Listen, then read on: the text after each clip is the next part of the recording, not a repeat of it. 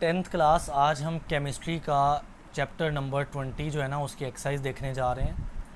पहला एमसीक्यूज देखें, the pH of distilled water.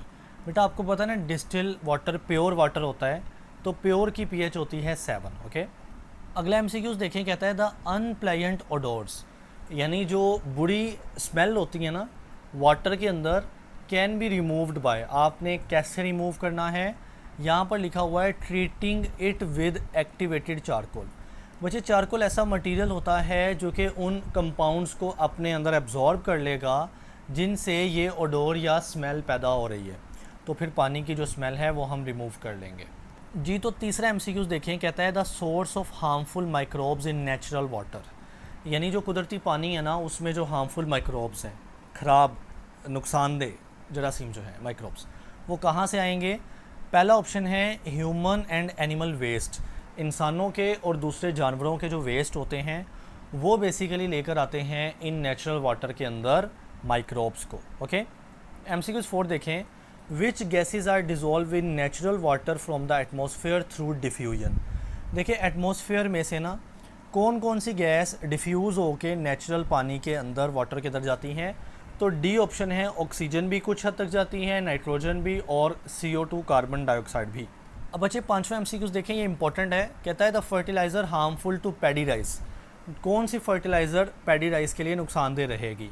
तो बच्चे इससे पिछले लेक्चर मैंने पढ़ाया था कि जो अमोनियम नाइट्रेट होती है ना वो पैडी राइस के लिए नुकसानदेह होती है, उसके अलावा कई फसलों के लिए यही फर्टिलाइज़र अच्छी होती है। तो पैडी राइस के लिए अमोनियम नाइट्रेट अच्छी नहीं होती, सो आप ऑप्शन बी यानी अमोनियम नाइट्रेट को टिक करेंगे। ओके जी। तो बच्चे छठा और आखिरी एमसीक्यूज देखें, कहता है fertilizers which increase the resistance of plant toward the disease. Okay, जो प्लांट को ना मोर रेजिस्टेंस बनाती हैं, रेजिस्टेंट बनाती हैं डिजीज़ से, यानी बीमारी से लड़ने के काबिल बनाती हैं, and make plant strong by healthy root development, और प्लांट्स की जो रूट है उसकी डेवलपमेंट भी अच्छी करती है। वो कौन सी फर्टिलाइज़र है जी। तो बेटे जब हम पोटाशियम फर्टिलाइज़र को स्टडी करते हैं ना तो दोनों बातें लिखी हैं कि इंक्रीज़ रेजिस्टेंस टू डिजीज़ और help in healthy root development. ठीक है, सो कौन सी है, पोटाशियम, यानी आप सी ऑप्शन पोटाशियम फर्टिलाइज़र को टिक करेंगे। अब बच्चे हम शॉर्ट क्वेश्चन की तरफ मूव करते हैं। पहला सवाल है, name 2 methods to check the purity of water, यानी पानी को प्योर है या नहीं प्योर ये चेक करने के लिए 2 मेथड के नाम बताने हैं जी। तो बेटा जो पहला मेथड है ना वो है फिज़िकल एग्जामिनेशन, यानी पानी को बाहर से देखना विदाउट केमिकल टेस्टिंग। ठीक है, फिज़िकल एग्जामिनेशन में क्या आएगा, आप करेंगे चेक, ठीक है, क्या ओडोर, यानी पानी के अंदर कोई स्मेल आ रही है, कलर है पानी का या नॉर्मल कलर है जो ट्रांसपेरेंट होता है, कोई टेस्ट आ रहा है पानी में से, तो ये होता है फिज़िकल एग्जामिनेशन। या फिर आप दूसरा केमिकल एग्जामिनेशन करते हैं पानी को चेक करने के लिए, यानी टेस्टिंग करते हैं, लैब टेस्टिंग। ठीक है, और उसमें आप क्या क्या चेक करना चाहेंगे, आप पानी की पीएच ऑफ वाटर, यानी पानी की पीएच चेक करेंगे, और इसके अंदर जो डिज़ोल्व सब्सटेंसेस हैं वो चेक करेंगे, और आप इससे आइडिया ले सकते हैं कि पानी किस हद तक प्योर है और किस हद तक इम्प्योर है। ओके बेटा, दूसरा शॉर्ट है, what is the main difference between the tap water and distil water. मैंने टॉपिक पढ़ाया था टैप वाटर और डिस्टिल वाटर का, उनमें फ़र्क बताना है जी। तो बच्चे पेज आपने 89 पे आ जाना है, टॉपिक आपको मिलेगा डिफरेंस बिटवीन डिस्टिल वाटर और टैप वाटर। सबसे पहले टैप वाटर की बात करें ना तो आपने ये लिखना है कि टैप वाटर के अंदर मिनरल होते हैं जैसा कि साल्ट ऑफ कैल्शियम, मैग्नीशियम वगैरह। इसके अलावा उसमें साल्ट क्लोरीन के होते हैं और फ्लोरीन के साल्ट होते हैं। तो ये साल्ट या ये जो मिनरल्स हैं ना ये किस में होते हैं, टैप वाटर के अंदर। जबकि बच्चे ये टैप वाटर में पॉइंट लिख देंगे, और जो डिस्टिल्ड वाटर है ना उसमें आप लिखेंगे कि effectively removes all the dissolve minerals, micro organism and contaminants from the water, living behind only the pure water. यानी डिस्टिल वाटर में से सारे मिनरल्स निकले हुए होते हैं, माइक्रो ऑर्गेनिजम्स निकले हुए होते हैं, कंटामिनेंट्स रिमूव्ड होते हैं, कोई गंदी चीज़ नहीं होती, तो वो होता है डिस्टिल वाटर जो कि बेसिकली एक प्योर वाटर है। ये इसका जवाब है जी। तो बेटे सवाल नंबर 3 देखें, how water is distilled in the laboratory, lab के अंदर पानी को कैसे डिस्टिल या प्योर करना है जी। तो बच्चे सेम टॉपिक पे आप दोबारा आ जाएंगे और आप यहाँ पर देखेंगे डिस्टिलेशन का प्रोसेस।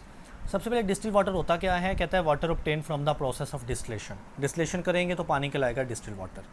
इसमें क्या किया जाता है, process involves heating the water. सबसे पहले आपने एक कंटेनर, एक फ्लास्क के अंदर पानी को लेना है, उसको हीट करना है, और याद रखें कि अभी उस पानी के अंदर ना वो मटेरियल जैसा कि माइक्रो ऑर्गेनिज्म मौजूद हैं, जैसा कि उसमें मिनरल्स मौजूद हैं। बहरहाल आपने उसको हीट करना है टू गेट स्टीम, और वो पानी की क्या बन जाएगी, स्टीम बन जाएगी।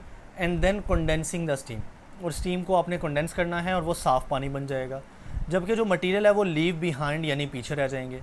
तो आपने कंडेंस कर लेनी है स्टीम को back into the liquid water, तो पानी लिक्विड वाटर दोबारा आपने तब्दील कर लेना है।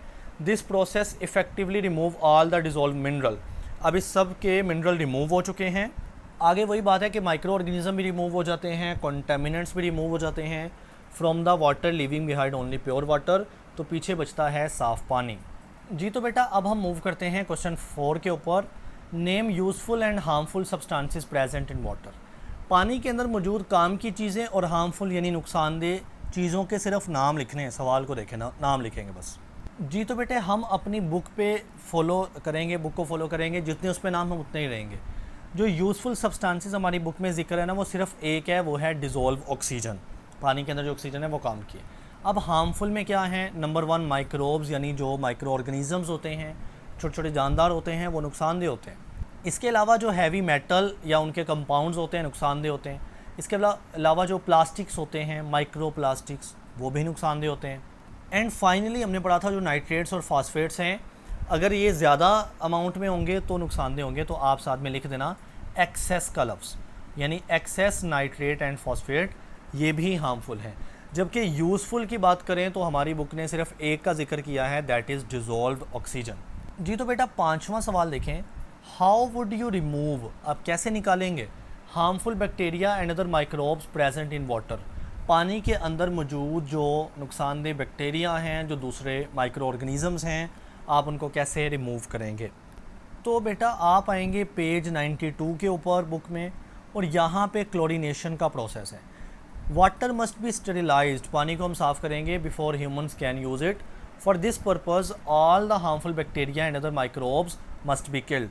और वो किल कैसे करनी है, mostly small amount of liquid chlorine is added. पानी के अंदर थोड़ी सी अमाउंट के अंदर ना लिक्विड क्लोरीन डाली जाती है, which has the power to kill all these germs, जिसकी वजह से जो बैक्टीरिया माइक्रोब्स हैं वो किल हो जाते हैं। ओके बेटा 6ठा सवाल देखें, what is the difference between sedimentation and filtration. ये दोनों मेथड के दरमियान फ़र्क बताना है आपने। तो बेटा आपने पेज 91 पे आना है, आपको सेडिमेंटेशन मिलेगा। अच्छा आप ना ये लेक्चर खोल के सुन लें, treatment of domestic water supply, क्योंकि ये लेक्चर मैंने पूरा पढ़ाया है, उसमें आई होप टाइमलाइन भी दी होगी। तो सिर्फ सेडिमेंटेशन सुन लें, इसी प्लेलिस्ट में जाके चैनल पे एक बार देख लिया करें। और अगले पेज पे फिल्ट्रेशन है। देखिए अगर मैं दोबारा यहाँ पर फिल्ट्रेशन और सेडिमेंटेशन पढ़ाऊँगा ना तो काफ़ी टाइम लगेगा, तो आप बच्चे इसको जाके सुन लें और उसको शॉर्टली अपने लफ्ज़ों में एक्सप्लेन कर दीजिएगा। ओके बच्चे 7वां सवाल देखें, name any 3 water borne disease. Water borne disease ऐसी बीमारी होती है जो पानी से फैलती है, पानी के गंदे होने से, ख़राब होने से। तो आपने सिर्फ 3 के नाम लिखने हैं, कोई डिटेल नहीं मांगी। ओके बच्चे आप पेज 93 पर आएँ ज़रा, आपको ये टॉपिक मिलेगा वाटर बोर्न डिजीज़, और इसमें 3 के नाम याद रख लें, कोलरा, टाइफॉइड, मलेरिया, नोज़िया और लेप्रोसी। ठीक है, इन 5 में से कोई 3 के नाम याद रख लें, तो ये वो लिख देने आपने।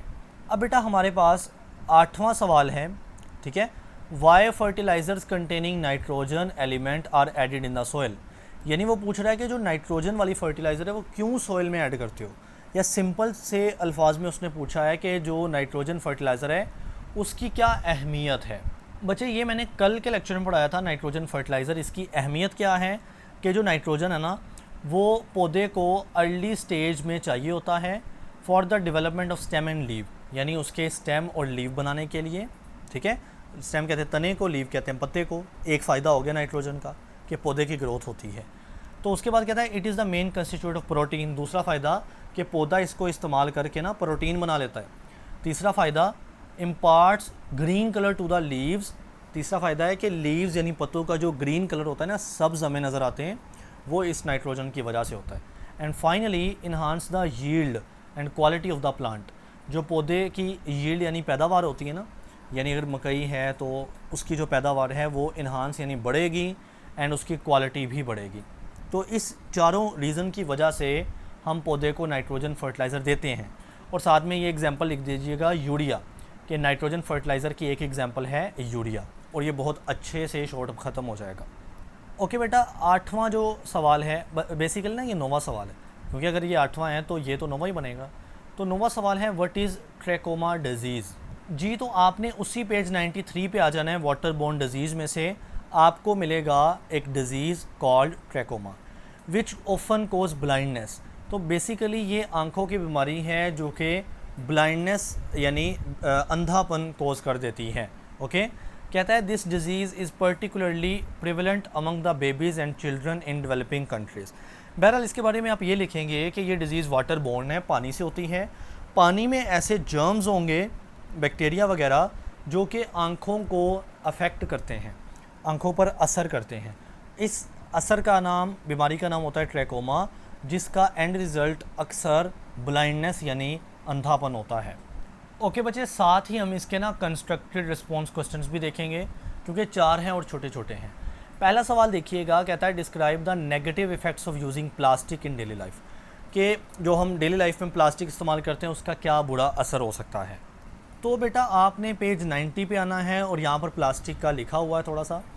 कहता है कि प्लास्टिक के ना बहुत छोटे छोटे पार्टिकल, जिनको माइक्रो प्लास्टिक बोलते हैं ना, वो मौजूद होते हैं टैप वाटर के अंदर और बोटल्ड वाटर यानी बोतल वाले पानी के अंदर। ठीक है, अब इनका असर हमने देखना है। तो बच्चे ये जो प्लास्टिक टाइनी पार्टिकल्स है ना, ये हमारे जाके ऑर्गन यानी लंग्स वगैरह और ब्लड के अंदर पाए जाते हैं और ये उनको अफेक्ट करते हैं। इसके अलावा हमारे इम्यून सिस्टम, जो कि बॉडी का हिफाजती निज़ाम होता है, और हमारा जो रिप्रोडक्टिव सिस्टम है यानी तौलीदी निज़ाम, उसको भी असरअंदाज करते हैं ये माइक्रो प्लास्टिक्स। इसके अलावा एक जनरल सी बात आप साथ में ऐड कर लें, एक पॉइंट बढ़ जाएगा कि प्लास्टिक्स कोज वाटर पोल्यूशन। ठीक है, प्लास्टिक्स कोज वाटर पोल्यूशन। तो आप थोड़ा सा लेंथ बढ़ाने के लिए ये एक सिंपल सी बात लिख सकते हैं। देखिए बातें और भी इसके बारे में लिखी जा सकती हैं, लेकिन एटलीस्ट आप बुक वाला याद कर लें, वो काफ़ी रहता है। ओके बेटा जी, हम दूसरा सवाल देखते हैं। कहता है explain one method to remove dissolve impurities present in the water. पानी के अंदर जो इम्प्योरिटीज़ है उसको, जो डिज़ोल्व हुई है ना, उसको रिमूव करने के लिए एक मेथड लिखें। तो बच्चे ये जो सवाल है ना, तीसरा सवाल, how water is distil in the laboratory, same उसका जवाब है। सवाल भी सेम ही है कि डिस्टिलेशन क्यों करते हैं पानी की, ताकि उसको साफ़ किया जाए, और वही उसने सवाल दे दिया कि जो डिज़ोल्व इम्प्योरिटी है उसको पानी से निकालने के लिए एक मेथड लिखें। तो वही वाले सवाल का आंसर लिख देना है। ओके बच्चे, हमारे पास तीसरा सवाल है, why urea is regarded as good nitrogenous fertilizer. Urea जो है वो नाइट्रोजिनस फर्टिलाइज़र में बहुत अहम है, बहुत अच्छी है, क्यों अच्छी है ये बताना है। ओके बेटा, तो आप ये नाइट्रोजिनस फर्टिलाइज़र के टॉपिक पे आएंगे, 1-2 पेज पीछे आएंगे ना, आपको मिल जाएगा। ये आपको यूरिया का पैराग्राफ मिलेगा। ये अच्छी इसलिए है कि इसमें 46% नाइट्रोजन होता है, जो कि एक अच्छी खासी अमाउंट होती है, और most concentrated solid nitrogen fertiliser है। ये मेन बात है। वो भी मेन नहीं है कि दूसरी बात ये है कि ये जो नाइट्रोजन फर्टिलाइज़र है ना, उसमें सबसे ज़्यादा कंसनट्रेटेड सॉलिड शक्ल में होती है। बहरहाल ये 2 बातें मेन है, लेकिन आप लेंथ बढ़ाने के लिए ना यहाँ से लेकर यहाँ तक यानी ये पूरा पैराग्राफ ही लिखेंगे। जी, तो आखिरी सवाल है, चौथा सवाल, why Pakistan is facing a severe shortage of water. Pakistan में पानी की बहुत कमी हो रही है, रीज़न बतानी है। जी, तो बच्चे आपने आ जाना है पेज नंबर 94 के ऊपर, तो आपको ये सवाल मिलेगा। पहली वजह है लेस रेनफॉल, यानी पाकिस्तान के इलाकों में, कुछ इलाकों में ज़्यादा बारिश होती है लेकिन ज़्यादातर कम बारिश होती हैं। ग्रोथ इन पॉपुलेशन, यानी आबादी का ज़्यादा बढ़ना। ठीक है, उसके बाद है फ्लड इरिगेशन। ये मैंने बताया था कि जब हम इरिगेशन करते हैं ना, इन फसलों को ज़राअत में पानी लगाते हैं, तो हम फ्लड यानी बहुत ज़्यादा पानी दे देते हैं। कुछ फसलें इतना पानी नहीं चाहती, तो हम वहाँ पे पानी का ज़ाया कर रहे हैं। इसके अलावा क्लाइमेट चेंज, यानी मौसम कितनी तेज़ी से बदल रहा है, उस वजह से पानी लॉस हो रहा है। Then depleting aquifers. एक्विफायर होता है ज़मीन के नीचे जो पानी के ज़ख़ीरे होते हैं ना, पानी नीचे जमा होता है ना ज़मीन के, वो डिप्लीट हो रहे हैं, यानी उनमें कमी आ रही है। उसके अलावा है पुअर वाटर मैनेजमेंट, यानी जो पानी का मैनेजमेंट का ज़रिया है या उसके जो तरीके हैं वो हम पुअर यानी अच्छे से परफॉर्म नहीं कर रहे, तो ये सारी रीज़न आपने पॉइंट्स की शक्ल में लिखनी है।